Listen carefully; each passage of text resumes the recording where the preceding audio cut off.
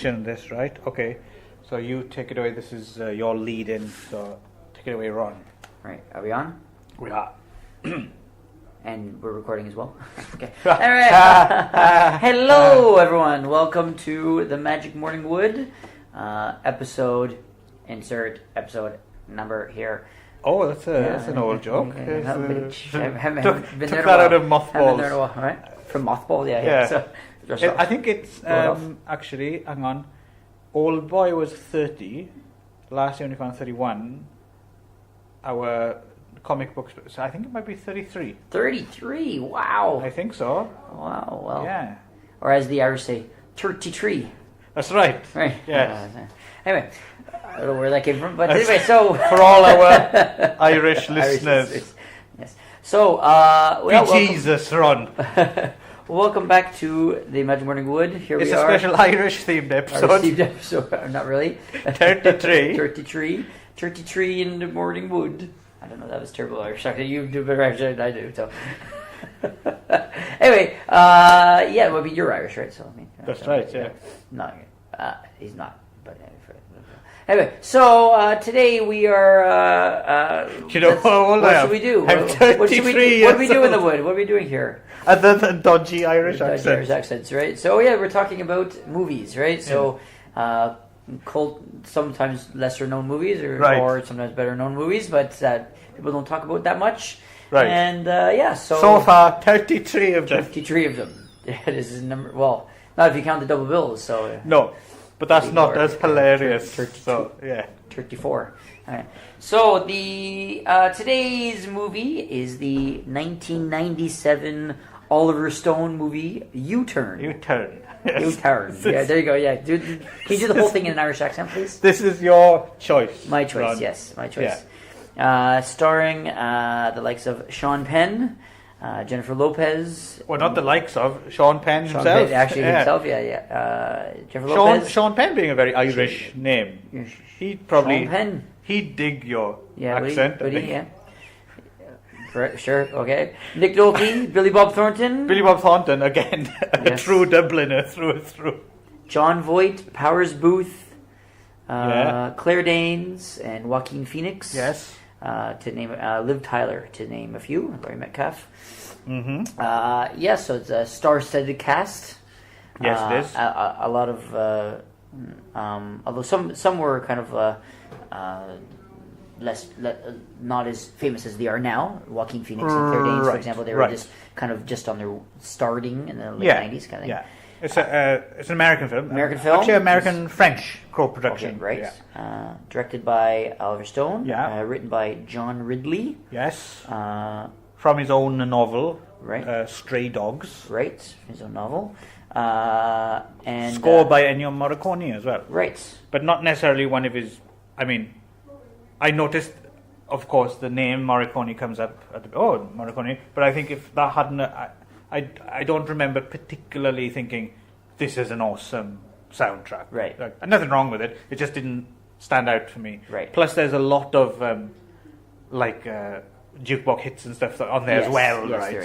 So too much actually, but we'll get to too much. Okay. Yeah. Well, it's an Oliver Stone film. Everything's a bit too much. Right. So, yeah. But it's not really like a typical Oliver Stone movie. I mean, he's more in the kind of like the more political conspiracy, broad sweeping kind of bigger some sort of like commentary on whatever it is and it isn't. But it's just kind of a small story about it's stylistically very Oliver Stone, but not necessarily thematically. Thematically, yes. There, that's a good way. Thematically, as the Irish say. There you go. So the summary of the story is it's sort of an old trope kind of a movie where it's of a story where it's a kind of unsavory character played by Sean Penn, who's on the run from unsavory as they come. I think Sean Penn. Yeah, in real life as well.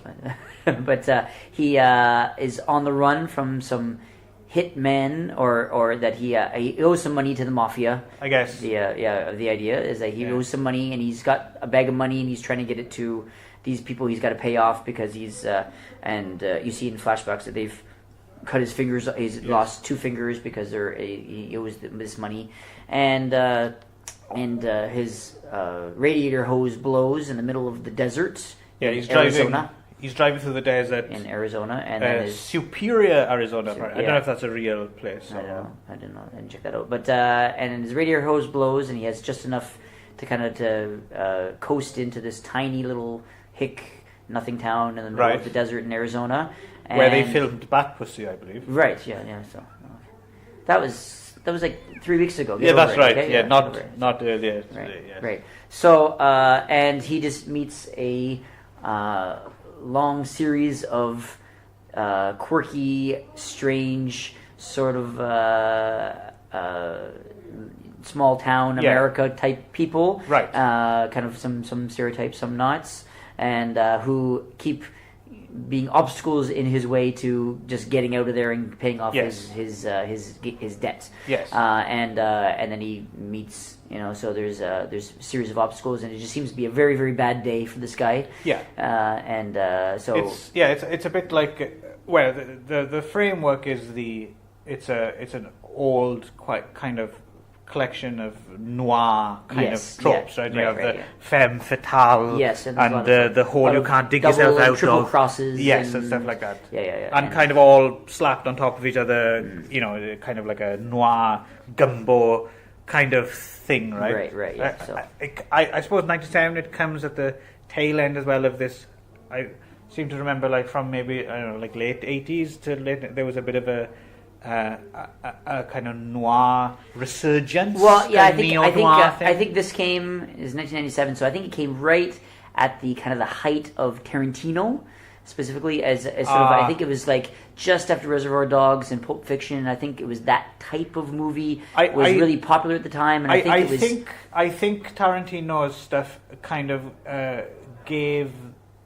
It's a bit of an overlap, right? So I think you have that neo-noir thing going on, and then Tarantino, some of what interests him overlaps with that. Right. So I think that gave, certain type of movies a boost again, Yeah, right? I think it was it was in that vein, or at least in that genre, that it was really, those types of movies became really popular at that time, and I think it was those kind of movies all kind of like, there was a big resurgence of them at that time. Basically taking kind of, Pulp Fiction tropes and things and giving them new life or twisting the them. Ultra violence. And, and basically taking that stuff which had been kind of frowned upon maybe in the past, in the 80s but now you had established directors and people kind of pumping new kind of blood into it, and I guess it's probably it's kind of the slightly more complicated than that, but in a nutshell, and this is me in a nutshell. I thought you wouldn't. Do it in an Irish accent. Turkey tree in a nutshell. I don't know. Wow. That's all I can say. Brilliant. Podcast goal. I'll tell you how I came to this movie, was that this came sort of in the height of my Claire Danes obsession. Oh, okay. This is why I came to this movie. Right. Claire Danes has a... Literally. Yes. Has a relatively small supporting role, like kind of almost a it's pretty small. Only has 2 scenes in it, but this was sort of a few years after my so-called life, when I was basically obsessed with tracking down anything that Claire Danes was in, and I would watch even crap like How to Make an American Quilt and Polish Wedding and shit like that. How do you make an American quilt? Just carefully, very, very carefully. Very good. And with turkey tree squares of fabric. Wow. Anyway. It's a shame St. Patrick's Day is already been. We could have put this out. Yeah, St. Patrick's episode. Maybe I'll save it for next year's St. Patrick's Day. So, anyway, Claire no, because it won't be episode 33 then. Right, it won't be. There you go. We should have thought this out in advance, Ron. But we just can't we won't release anything for the next year then. So. There we go. There you go. See you guys. So, now it's 2020. Right. Yeah. So this is how I discovered this movie, because she was in it, and that's why specifically I watched it. And when it was new? Yes, I watched it. And I owned it on VHS. I remember. Okay. So back in the day, and because so actually at the time I quite enjoyed this movie. I really, really enjoyed this movie. It was, I mean... Which one? Quite or really, really? That's two different things. Quite as a North American synonym for really. Right. So, yeah, because you can go two ways with quite. Yes. Depending on... So. But the way you said it was quite, but then really, really. So, but you're saying they're both the same things. I think you're overthinking my here. I just want to know if... I really enjoyed it. Okay, there we go. First time you saw it. I very enjoyed it. Right. And this... and did you watch it several times? Yes, I did. But were you just... And I owned enough to buy it on VHS. Okay. That's how much I But you were just fast-forwarding to the Claire Danes bits? Or? No, of course. Those would be my favorite parts, but... okay, because there's not much Claire Danes in it. No, two scenes, actually. Yeah, she's good in it. Yeah. She's good. I mean, it's a very thankless... Yes. I mean, between her and Jennifer Lopez, it's not a very... it's a very pre-Me Too kind of worldview. Right. They're both kind of the same... character. They're just at slightly different ends. They're both scheming and just totally...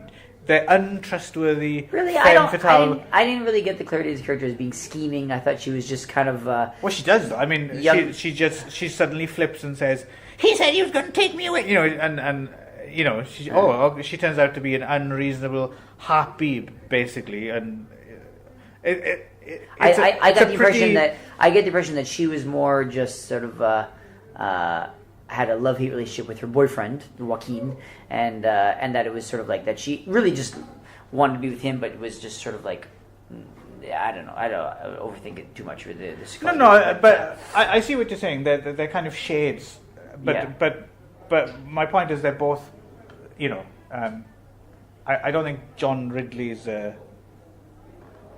he doesn't write women characters. I guess that's for sure. Yeah, so. And they're the only other one with notable female character is Laurie Metcalf, right? Who's in it very briefly as the woman who sells a bus ticket, right? Right, yes. And then Liv Tyler's in she line behind her. Yeah. It has like a one line. Yeah. So. No, I'm not going out to... I'm not saying that's this film is how dare it, anything like that. I'm just... interesting to note that both the main female characters are kind of variations on... I would say all the male characters are all variations on shitty people too. So I don't think there's anyone that's really like a redeeming person in this movie. So. No, but I think they have a slight... I agree with you. They're all characters, but they have slight more depth. I mean, there's you can... Oh, you're talking about depth, but certainly there's no one that's actually like particularly likable. Oh no, I didn't mind the likable thing. I was just thinking, just in terms of there's a bit more to the character. I mean, So while we're on that topic, then, so Jennifer Lopez plays the main femme fatale kind of character, who is. I actually didn't realize this, but I didn't remember this, but I guess she's playing a Native American. Rather than a Latina, right. So which I actually didn't remember that, and I was like, oh, was a strange choice. I thought she was Irish because she said turkey tree a couple times, right? Exactly, which was certainly also another choice that probably would never fly these days, but well, the thing is as well, she is. I mean, I don't know much about Jennifer Lopez in general, and so. I'm not quite sure if it's her or if it's material, but she's rubbish. Yeah, she's quite terrible. I don't remember her being that bad when I watched it in the 90s. I remember in the late 90s, I thought she was quite hot in this movie. I thought it was like, which is kind of the idea. Right. She's kind of played up as being this kind of like sex symbol, like desirous, desirable kind of makes heads turn. Right. Yeah. Exactly. Which is exactly what she does, especially in this small town where there's not much else to look at. No. Apart from a blind John Voight. Exactly. Right. Yeah. So, I remembered her not being. I remember not being too. Like this was also kind of at the peak of her acting career, where she was in other movies like Out of Sight with George. Which I remember enjoying. Which I enjoyed that one, and then she was in. I feel like there was a couple other movies I can't remember off the top of my head, but I feel like this was kind of like her trying to like the late '90s was her trying to get into like really like the into more Hollywood rather than getting away from her musical career. Right. Out of Sight being just interesting to note. That's very much as well in that kind of same vein of a kind of film noir, kind of noirish. Kind of much better though. I think I liked Out of Sight a lot. I haven't seen it. I think I believe I owned Out of Sight on VHS as well. So I think I was, even though I came to this movie through Claire Danes. I think I became to kind of like Jennifer Lopez around that time. Not that I was ever like really like big into Jennifer Lopez, but I remember not thinking she was that bad. Right. No. Upon a rewatch this time, though, she was quite terrible. Well, she was really. That's why I hesitated to say I wasn't sure it was to blame her, because it's very difficult to say in this instance. I wouldn't go so far as to say. I mean, her character doesn't come across convincingly at all. Yeah. But I'm not sure how much that has to do with her and how much it has to do with the character. I mean, the character is pretty flimsy, right? I mean, there's very little there. I mean, there's hardly anything. I mean, I think Claire Danes does what she can with her character better than Jennifer Lopez. But that's because obviously she's a much better actress. But I'd argue she probably has as little to work with as Jennifer Lopez. Right. But she does it a lot better. Right. I think this is it's more kind of focused in the two scenes rather than the whole movie. Yeah, she seems to somehow kind of inhabit that role a bit better. She's quite convinced, because the thing is, it's a very Claire Danes character, right? Yeah. Because there's a lot of actresses, for example, when they were young and attractive, they first have to go through playing the hot girlfriend part, something like that, before they gain traction and people give them parts. But in her case, from straight away, she had like a proper part in My So-Called Life. She wasn't. And she wasn't this was, cast I believe, on sex the appeal. year after Romeo and Juliet too. So I mean, she was already like a. It was like so. So in a way, this part is kind of a bit below. Yeah, it was below. So I assume she was doing it because of the people that was in it, or because, I'm guessing, because she was. Or the prestige of exactly. That kind of idea. So it is kind of a bit of a surprising. It's a role you'd think someone would have much earlier on in the trajectory of their career. Right. So that's why I think she shines in it, because you usually don't have people that good in those kind of roles. Types of roles, right? Yeah. But I mean, you can make the case that every actor in this movie, with the exception of Jennifer Lopez, are all good actors, right?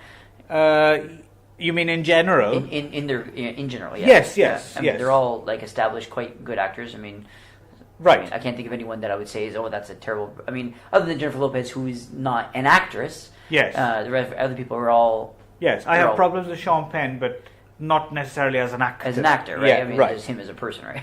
Right. Yeah. But I mean, and he's fine in the movie. I mean, he fits the part. Character. He fits the part well. Yeah. Even John Voight, who's playing also a Native American, right? Which is again another suspect thing. But doesn't he at least have Native American blood? Does he? I believe. I think so. I think so. Yeah, it's like Navajo or something. Oh, does he? Oh, I didn't know that. I think so. But yeah. So anyway, basically, it's just a series of bad stuff that happens to this guy, where he goes and he tries to get in, and he brings his car to Billy Bob Thornton. Billy Bob Thornton, who is like this super ultra hick white trash, straight out of Bat Pussy. And I bet this character has a copy of Bat Pussy in his shack. And so he seems like just an idiot mechanic, but seems like he's actually. It turns out he's quite a grifter, actually, right? So right. But that he is, but they portray him as being this really random, strange guy. Like one part closer to the end of the movie, they go into his house and he's playing Twister by himself. Right. Yeah, and just Well, I think that's just indicative in general of this. I mean, I don't know how much to blame on John Ridley. I've not read his book, or how much is. I suspect it might be more of an Oliver Stone thing. Right. But Oliver Stone kind of subtle is not his middle name, right? In general, so I think he often does this kind of thing where he kind of pushes things up against and over the line of caricature sometimes. But whereas that's not necessarily a bad thing to do. Mm-hmm. I don't think Oliver Stone does that particular. The example that always springs to mind for me is Natural Born Killers. Like Natural Born Killers was just, which was also around this time of 3 years before, right? Right? This time period, right? Just, I remember seeing Natural Born Killers in a theater because it was one of the first films I'd sneaked in to see when I was under 18. Okay. And I really didn't like Natural Born Killers. Okay, why? Oh, I think it's the lack of, it's the sledgehammer approach. Because it's not like I don't see what he's trying to do. Like, there's a bit of that, like the very opening of U-Turn, it calms down a little bit, but the very opening when he's driving through the desert and you've got the credits coming up and there's lots of different optical effects and he changes the radio like about 5-6 times and at different times, and I'm already like, shut up, just... It was like me at the beginning of Bad Pussy. Yeah, it was just, whereas you were railing against nothing happening, I was railing against, like, just calm the fuck, like it's a very basic establishing scene, a man driving through the desert, right? Oh, vultures circling, roadkill, you know, and I said, this is such an Oliver Stone film. But at least it calms down a bit. Natural Born Killers is like that for fucking 2 hours, right? And I understand it's supposed to be satire, but for me, satire works when you have a light touch, right? That's something Oliver Stone doesn't have. You know, he'd be great at breaking rocks, but he'd be a crap like brain surgeon or something. Right. Yeah.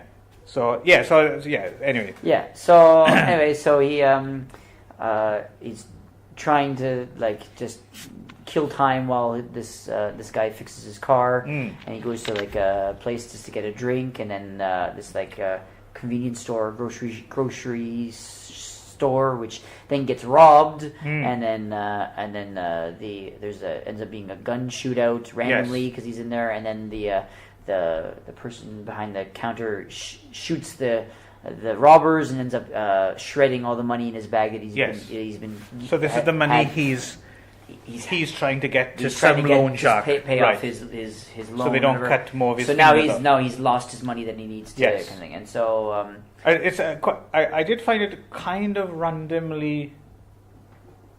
I found it peculiar because when you see him drive through the desert and stuff, right, and all that, and he's a dick to everyone. Right? He's a dick to everyone. And he kicks a cat and he runs over a cat and I think you assume, because I actually totally forgotten this from the first time I saw it 20 years ago, same as you. I just say, he's probably kind of like a low life kind of what they'd call in Japan like a chimpura, like a low life gangster, crook or mobster. Or I assume that's what he was. But then you get the flashback, and he's a tennis player. It's really strange. Yeah, I got the impression it was just sort of like he borrowed money or it was a gambling debt or something. I don't know if he was himself as a mobster. No, that's what I'm saying. But that's what he seems like when he straight out the gate. Right? He's got his shades and his shabby. And then it turns out you have this flashback, and he's like a pro tennis player with and it's all sunny, and he's got his perm and he's shiny, and it's quite a. Because I'm assuming it wasn't that long ago. Yeah, right. He seems to have just turned overnight into a totally different character. So I thought that's kind of... I wasn't sure if that was supposed to be funny and seem like a huge gap, and it's like part of the kind of parodying the genre, or not so much, but kind of pastiching and pushing it to the... Or if it was just naff and crap. Right. You know, I couldn't decide which way. What do you think? I didn't. Actually, I don't think that actually even registered with me. Okay. There was a big.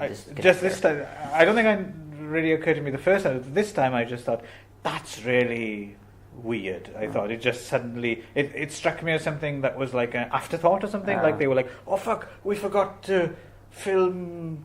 Exposition flashbacks. Can we get Sean back? Oh, he's got that's fine. He's got his Carlitos Way perm back. Don't worry, we'll make him a tennis player. Yeah, there we go. Excellent. Boom. Yeah, I don't think that's the case. I don't think that actually like registered with me. I didn't feel like it's like, oh, that felt weird to me. But okay. I wasn't looking for that. But that's anyway, why we're both here, Ron. We catch different things. That's why it's back and forth. Yes. And so he 33. 33 times. So let's see if we can say 33 times. So then he sees Jennifer Lopez, who's like the hot little number, walking in the red dress, carrying some boxes, and he goes and he tries to hit on her, and ends up going with her to her house to help hang drapes, and yes, this doesn't work at all, does it? Yeah. The sultry. Yeah, so she's supposed to be this kind of like real like sexy kind of like coy, come hither kind of thing, but like trying to play hard to get kind of idea. But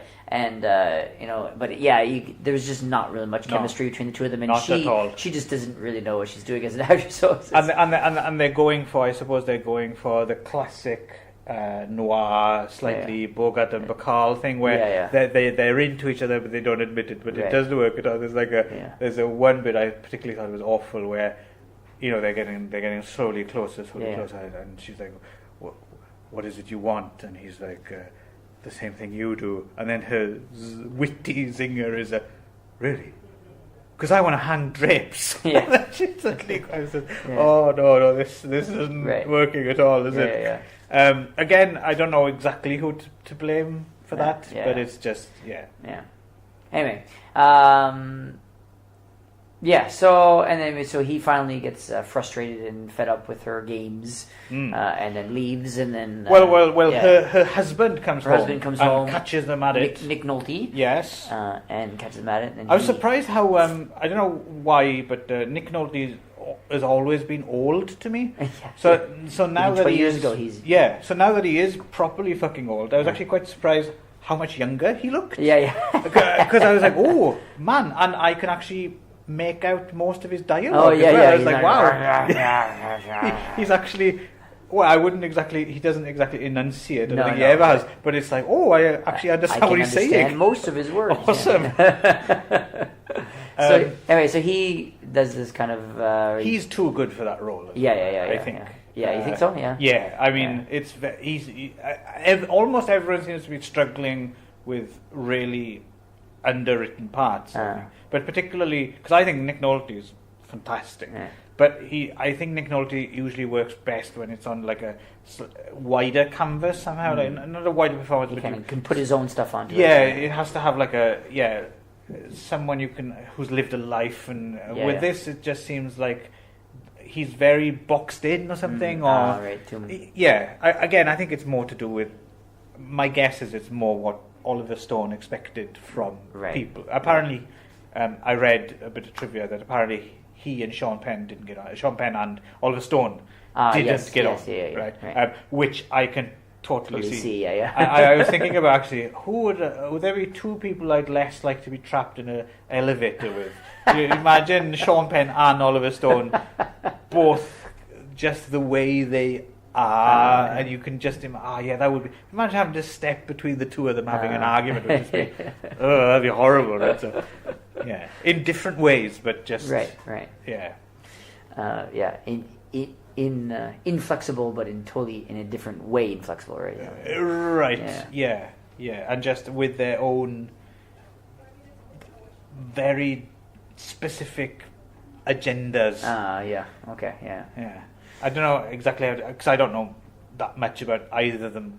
Obviously, I don't know them. I've never met them. Right. But just what you know of them. They're two people who have always rubbed me the wrong way. Let's put it that way. Difficult to say exactly why. So a film directed by one and starring the other isn't automatically right up your alley. Anyway. Let's run through it quicker. Is that basically then Nick Nolte asks him to kill his wife because he's tired of her cheating and stuff like that, and he says no, but then he gets to town and he gets some run-ins with other people like Claire Danes and Joaquin Phoenix. And Joaquin Phoenix is like the bravado TNT. Yeah, for me. I think Joaquin Phoenix is awesome. Yes, he was the best. I like Joaquin Phoenix a lot. Yeah, I don't remember necessarily liking him. I don't remember him making that much of an impression the first time I saw it. But watching it this time, he was the best thing in the film. I think he's so good in this. I mean, but this is kind of before Joaquin Phoenix became Joaquin Phoenix but too. I remember when it was new, I did know who Joaquin Phoenix was. He had his name, but I don't think he was as no. So. But I was just quite surprised this time how he ran away with the film when he was in it. Right. I mean, he's just somehow full commitment to that role. Yeah, but really what I mean is he's tapped into it as well. Like he's also playing a very two-dimensional character, but he's doing it somehow. There's a lightness of touch to it or something. So it's not deep in any way. There's nothing to it. But he knows how to handle it, I think. Yeah. Whereas I get the feeling the other people were either taking it, they were maybe taking it too seriously, Whereas he's just nails it. He's a joy to watch in this. I have to admit, him and Claire Danes together as well. Actually, I would like to see more of them. They'd be more a spin-off movie, just the two of them. A remake Back Pussy with Joaquin Phoenix and Claire Danes. So he's Joaquin Phoenix is TNT, and he thinks that Sean Penn's coming on to his girl, right? So he's got to stand up for his honor, and he challenges him to a duel. And ends up, and then the sheriff, played by Powers Booth, comes in and breaks it up. And then Powers Booth is also this kind of noir-y, kind of shady sheriff character. You know what's going on with him, and it's kind of like watching him from his car and all these kind of things. And then he ends up, Well, it's from then on. It's all the expected double crosses, triple crosses, whatever, switching allegiances. Every time he wants to get money, then he loses money. And there's some money involved. Nick Nolte has cash under the floor, of course. So then he decides to do it, and then of course were they Russian, the mob? Yeah, something like that. Yeah, some undefined Eastern European mob. Those scenes were horrible with him on the phone. They were just Yeah, that mob boss was really bad. I thought he was worse than Jennifer Lopez. But anyway, so then he sends his henchmen to go get him, and then he ends up and so he's dealing with them as well, and then Jennifer Lopez wants him to kill Nick Nolte, so they both want him to kill each other, and then he decides to do it for her, and he goes up, and he's. The thing is with this kind of film, I think you're way ahead of the curve, right? So. Because you've seen this kind of thing so many times. Right. So it depends on whether it has enough quirks or style or something like that. Yeah. Nothing like this is really going to surprise you. Well, yeah, I mean, I think when I saw it, I was like 20 or something like that. So I think at that time, I really enjoyed this kind of movie. I really enjoyed the double and triple crosses and stuff. And I don't think I'd seen a lot of movies like that. I see. Right. I've seen some, and I really like plot twists and things you don't see coming. And I was never one of those people that always I think this is going to happen. I just sort of like to enjoy the ride. And when the plot comes, I didn't. Even if I'm not. I don't like to try and guess who done it either. But sometimes you can't avoid but see it. Right. I like to see it kind of play out, and I enjoyed that it was sort of like I didn't know who was gonna end up on top at the end, and I like that about it, even though it was certainly it was tropey and not necessarily, it was nothing too surprising when you look at it as objectively. But I remember when I watched it first, I enjoyed the ride anyway. So when it was new, you would have watched it through how many times do you think?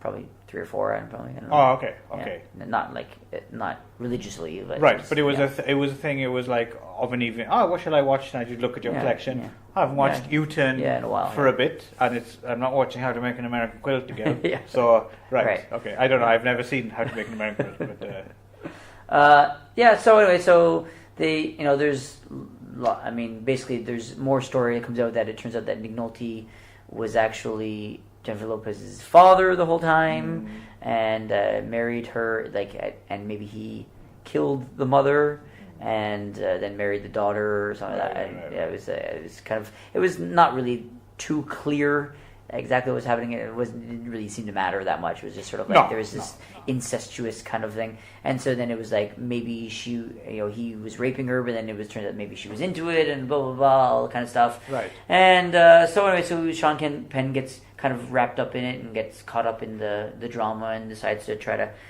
kill him and run away with the girl and get the money, because it turns out that he's got money hidden under the floor, and then ends up kind of doing that. Finally kills Nick Nolte, runs away with the girl, and then she double crosses him, pushes him off a cliff, and then he turns out he's got the keys to this closet. She's got to go down, so he tries to get down, and he ends up shooting her, and and then he climbs back up after falling off a cliff, and apparently can still climb up the cliff. Spoilers, by the way. Yeah. And then at the very end, the radiator hose breaks again after, and then he ends up trapped in the. So it's just sort of like, and everyone ends up basically dead at the end. So no, it's that noir thing about everyone out for themselves. Right. So, no good deed goes unpunished. It's all that, isn't it? Just kind of, I suppose the idea was we'll amp it all up a little bit, and and so I think it draws. It bears mentioning the stylistic approach to it that Oliver Stone takes, which is that it's not just a straight ahead noir, but he does a lot of like kind of like camera-y effects and like kind of like one shots and like sort of like these to no real reason, just sort of, but it definitely doesn't just serve the story. Style over substance kind of idea, right? So it's not even like. Just randomly, it'll be a picture, like an image of one of the other characters doing something, but there's nothing to do with the story, and just kind of. So it ends up being almost distracting sometimes. Because you're like, oh wait, what was that before? But again, after a while, it's there's so much of it. You just kind of have to let it go. It's very Oliver Stone in that way. Yeah. So coming back, so obviously you quite liked this. Oh, you did. Really like this. I really quite liked it. Yes. Back in the day, how did it hold up this time? I would say it's. It was still an enjoyable watch, but I certainly didn't love it as much as I did back in the day. Right. So it wasn't as much as I loved it, but I did like. So you loved it now. You keep changing your mind. No, I did love it. I said I did love it. Oh, you loved it back in the day. Oh, okay. So it's more than really like, or it's really like a cinema. I don't know. It was 20 years ago. I don't know. Stop pushing me on my. I want to know how much you like, because there's different gradients, right? I mean, so I'm just trying to establish. I would give it a 33. How's that? Out of 10. There we go. Back in the day, but. Okay. Let's do that then. Let's give it a star rating. Your 20-year-old self gives it out of 4. The Leonard Maltin out of 4. When you can have the halves as well. Oh, really? Or are you more comfortable with the 5-star system? I don't know. Which one do you use want to in your book? I don't have stars in the book, but I used to. How about just the 2 thumbs up? Out of 4 then, where would you, as a young man of 20? I probably would have given it a 3 or 3.5, probably. Oh, okay. So, I think back when I first saw it, I think it would have been a 2.5. I think, yeah. And this time I'd probably give it a 2.5. Okay, this time I think I would have given it a 2. 2. There we go. Okay. There we go. So just about the same. Experimenting. So it's about the same. Yeah. Well, I think you enjoyed it now, yes, but originally I think because I never really enjoyed it. Right. So I think you enjoyed it more the first time. Yes. And now you don't like it as much. Well, yeah. I mean, it was still good, but I think I have more perspective on it now. I think. So you think it's not? Do you think it's just that it hasn't dated well, or do you think you've changed, or do you think you've seen more films so you can put it into a wider context? Probably both. Or all of those things? All of those things. All right. Above, yeah. Okay. So, okay. Yeah, I think it's just 20 years of distance from it, and having seen a lot of other kinds of movies and different things. Right. Had anything improved about it? I don't know about improve. I don't remember having any qualms with it the first time. Right. So that's why when I chose it, I was like, "Oh, I'm kind of excited to watch this again because I really liked it." Because I was quite surprised. I was quite surprised that you chose U-turn. I got the impression you were. So yes, but it was long ago enough, and we tried to keep it democratic here. That I didn't have any really. I mean, I had no desire to watch U-turn again, but it wasn't like, oh, I gotta watch U-turn again. So, well, actually, it was a bit that. But I thought I'd let it go, and. But you made me watch Bad Pussy, so. Well, yes, but it was a first-time viewing, at least. Yeah, I guess. Well, I didn't know if you've seen U-turn before. So. Oh, really? Well, I mean, you might not have seen it. Oh, yeah. I had. Oh, okay. Okay, well, good. Yeah, for me,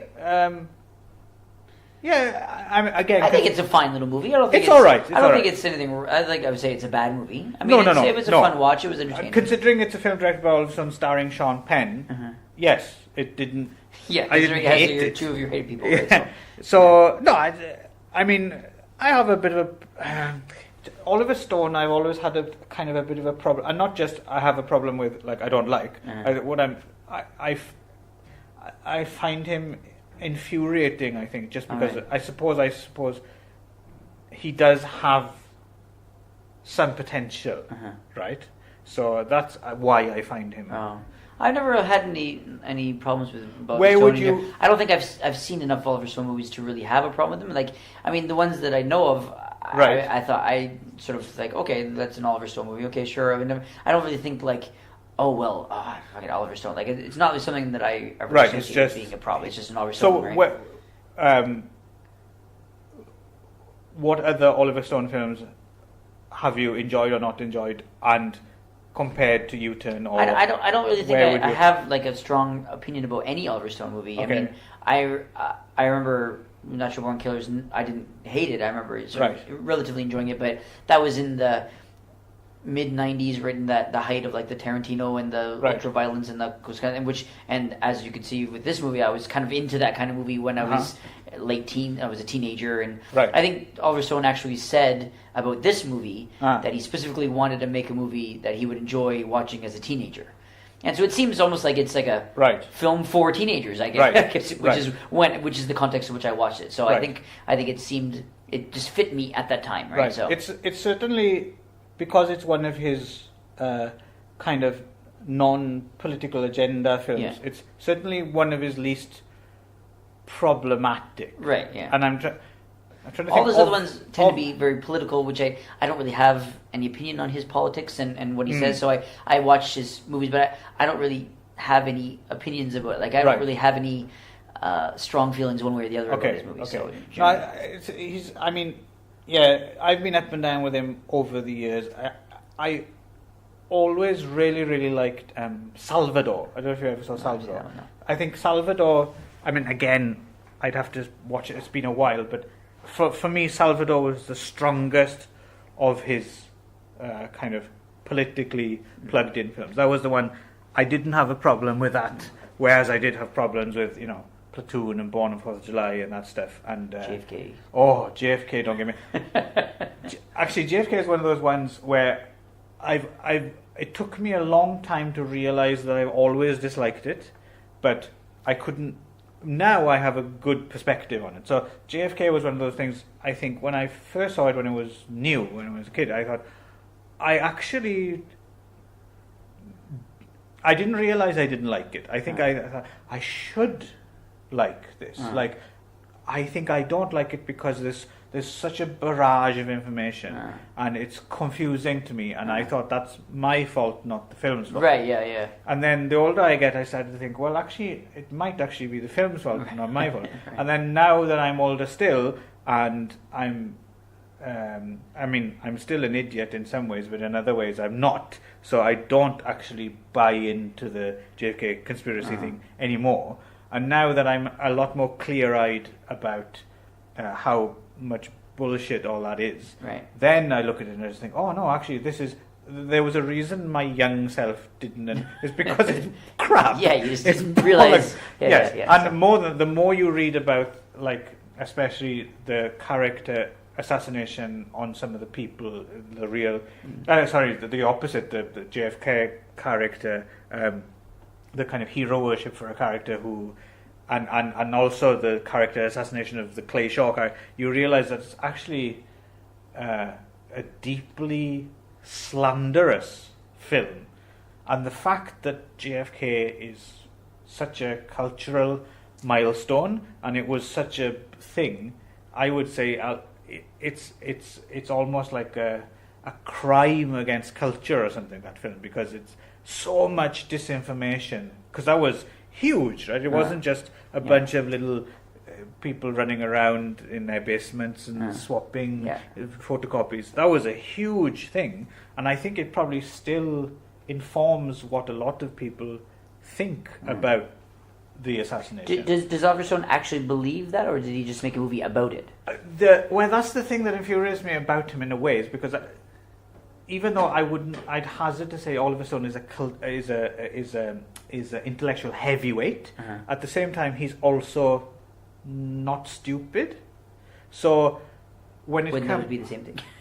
Well, no. What I mean is he's not intellectual heavyweight. He's not. Yeah. Oh, I see. So I don't think he's super smart. Okay. But also he's not dumb, right? So I don't know. I think unfortunately he probably does believe a lot of that stuff. So he's kind of in that middle where it's easy to believe kind of lies. A little bit of knowledge can be a very dangerous thing, right? Right. And the thing is, what's interesting is, of that era, he's not alone. There were lots of people who believed that stuff. And I believe that, but at least when I believed that stuff then, I was 12. So it's like, it's a bit more difficult But of course there are people now that believe, like, the Earth is still flat and shit like that. You know what I mean? So I mean, well, that's the thing. They don't tend to get to make huge, right? big budget movies to push that agenda. Well, imagine Oliver Stone. Imagine Oliver Stone made a flat Earth movie. Yeah, sure. Yeah. So in context, U-turn is, it's not going to bother anyone. It's not a problem. It's not dangerous. Yes, exactly.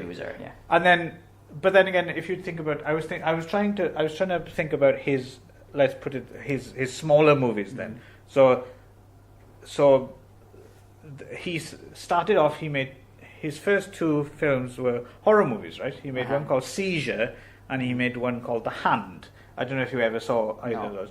I haven't seen Seizure in a really, really long time, but I remember Seizure actually being pretty good. Right. And I was wondering, actually, without going back and watching them all, because that just sounds tiresome, just going from memory, I'm wondering if, for me, Seizure might actually be the most overall successful, best Oliver Stone film. Really? The first one he made. What did you think of Wall Street? Again, it's been a long time, but I think I did revisit Wall Street at some point in the last decade, and it just seemed really naive. Do you know what I mean? It seemed... Or Talk Radio? Now, Talk Radio is the other one of his... I suppose that comes somewhere in between well, it is a political film, but it's not one of the big ones. Between the small... Talk Radio is probably the other one I've liked the most. Right. Along with Salvador. But Talk Radio also has... it's all, I don't think I've ever seen an Oliver Stone film which is just like, oh, great, all the way through. Like, they're all a little bit problematic, or they have... Or they're very heavy-handed. He's very heavy-handed, right? So of the smaller films... How about, did you see Snowden? I didn't see Snowden yet. I'm not in a mad rush to see it, to be honest with you. Because I saw that documentary, Citizen 4, and then I'm thinking, do I really need Oliver Stone's take on Snowden? I doubt I'd get much out of it. Do you know what I mean? How about Savages? Have you seen Savages yet? Yeah, I saw Savages. Yeah. Did you see Savages? I haven't seen it. That fits into the category of his... Smaller ones. Yeah. Not particularly good. I like the book it's based on, the Don Winslow book, but no, it's... so maybe Seizure is... Seizure, or of the smaller ones, Seizure, Talk Radio, and Salvador. Maybe Salvador is his best film, I think, possibly. Which were all in the 70s. Well, no, Salvador is 86, and Talk Radio is 87. Right. So that's the 80s. I know you have trouble with these decades, right? Yes, right. Well, but they're all his early movies, what I'm saying, is like in the very... Oh, well... Yeah. Well, I suppose Salvador was probably his breakthrough one, right? That was the one that crossed over. Any thoughts on Oliver Stone?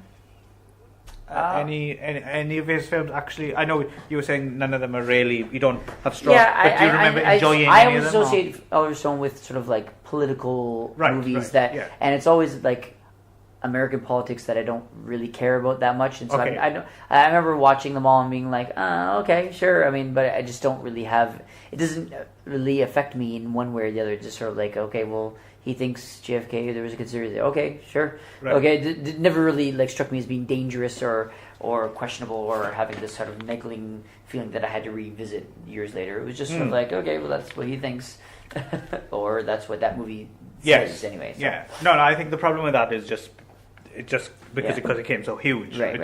Yeah. So, U-Turn was remade. Was it? Yeah, in Hindi in 2004 as Musafir. Okay. And in fact, by our old friend Sanjay Gupta, who made Zinda, the Old Boy remake. Oh, okay. So I'm not sure if U-Turn was one of his official or unofficial copies, but he did do that. Did you see it? No, I didn't actually. If I'd have found out a bit. Actually, I did know this because I think I mentioned it in the Old Boy, but I'd forgotten. And then when I saw this too close to our recording date. So, but again, I can't say I'm in a mad rush to watch a remake. You guys don't have a class yet, right? Not. We're the room booked till 2. Okay, you're here? Yes. Yeah. Okay, all right. Okay. Was that the teacher? Even the teachers are looking for people to hide out. Yeah. Anyway, I suppose that's a good place to end. Any further thoughts or anything you missed out, or would you like to read a poem or say 33 again or anything, Ron? Roses are red, violets are blue. 33. That's perfect. There you go. It's all together. No, I enjoyed rewatching it again. It didn't live up to my nostalgia factor, but wasn't as bad as it could have been. Right? When did your Claire Danes obsession end? I think she. By obsession, I assume you just mean you had a mad crush on Claire Danes. Yes, yeah, Right. yeah. So I used to just seek anything out with her, Right. So, but we're not talking rummaging through bins. No, but I used to Oh, I used to careful, it's being recorded. No, wait for watch Entertainment Tonight and wait for clips to be on, and I would record it. So Okay. I'd have a mixed. Oh, that's fine. Videotape As long cassette as nothing involving binoculars and No, telescopes nothing and like that, so. bus schedules. But I don't know. After a while, I just sort of some of her movies just became less interesting, and then I think I just dropped out. I mean, I watch Homeland, right? But I don't. Well, she's very good in it. She's quite good in Homeland, yeah. But I don't. But I'm just wondering how long. So we're talking My So-Called Life start point, and then started to peter out. Probably the late 90s, early 2000s, I guess, probably something like that. So. Okay. But I also watch something with her when there's something available. Oh, so there's still a slight. Well, I watch Homeland. I think I watched Homeland because she was in it. I wasn't that interested in the show. And now I really like the show. Right. But it was. But the reason I watched it originally was because she was in it. So I see. So there's still a small flame I watched, burning. Yeah. I watched Temple Grandin because she was in it. Okay, I've never seen that, but I've heard it's pretty good. It was quite good. Yeah, it was good. Yeah, I'm interested in that character, the person too. So right. Okay. Anyway. I think we peaked with the poem. Yes, we did. Okay. All right. Still bonus material yes. for you, the lucky listener. Bye. So, Magic Morning Wood Band. Sean Penn facts. Brackets, U-turn, close brackets. Take 1. Okay. Here we go, fellas. Sean Penn. Sean Penn. Sean Penn. Sean Penn likes pickles. Sean Penn. Sean Penn. Sean Penn. Sean Penn has a crew cut. Sean Penn. Sean Penn. Sean Penn. My son is named Sean. It's true. Does he have a pen? Sean Penn. Sean Penn. Sean Penn. Sean Penn refers to Guy Ritchie as Sloppy Seconds Ritchie. Sean Penn. Sean Penn.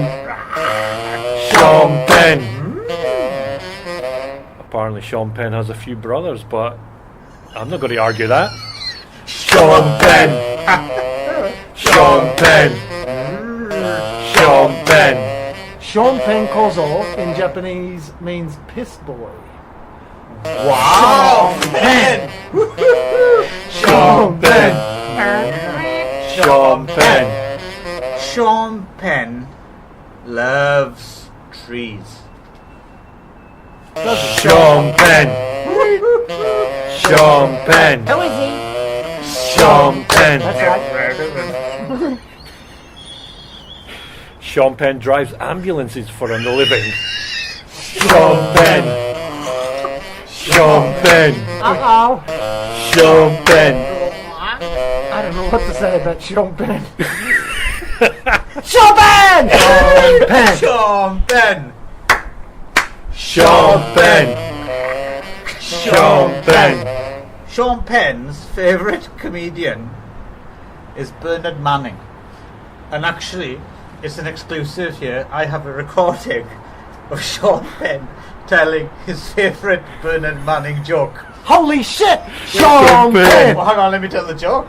Sean Penn! Sean Penn's going to tell the joke. Sean Penn! Do it! This fella In the walks into a sex shop and he goes up to the counter and he says, I want to buy one of those sex dolls. And the guy behind the counter says, I've only got black ones left. And the guy says, that's okay, I'm not racially prejudiced. So the guy sells him the doll. The fella, he goes home, he blows up the doll, and it mugs him. Sean Penn. Sean Penn. Hell of a guy. Sean Penn. Apparently Sean Penn's not racist. Wow. I don't believe that. Actually, Sean okay. Penn. Yeah, no, go for it. No, I'll come back round. Sean Penn. Sean Penn. Is calling you.